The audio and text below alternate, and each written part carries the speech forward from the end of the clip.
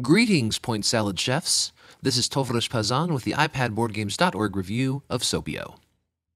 While the entire internet is talking about exploding kittens, small press games by internet celebrities are by no means a new phenomenon.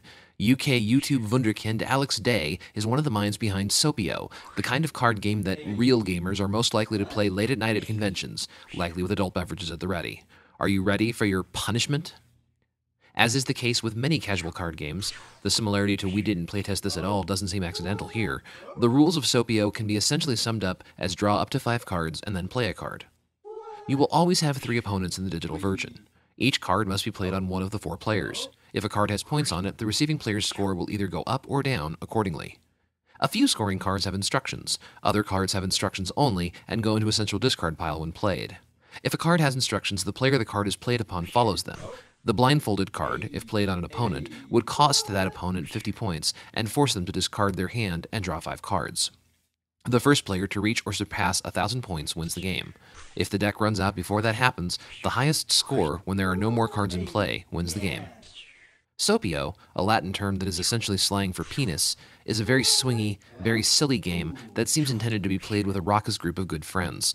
The decision to include only solo play against AI is thus somewhat curious. The game features an interactive tutorial which steps you through the game. Each phase of the tutorial focuses on one of the very few rules, and each rule is highlighted, literally, before being explained. Initially, there are 6 AI opponents to choose from, and for each opponent slot, you can either specify an opponent or randomize. An additional 12 opponents are unlockable via various achievements. Other achievements, in turn, require you to have previously unlocked a specific AI. Supposedly, each one has a unique playstyle, but we didn't really notice anything in particular that was different between them, and there's no information about how they differ.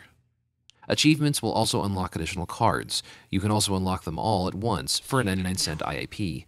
It seems that you can only insert them into the main deck when you've unlocked all the cards in a given expansion pack. While the 1,000 blank white cards aesthetic of Sopio won't appeal to everyone, it's entirely keeping with the kind of game this is, a quick point salad game that is more silly fun than deep strategy.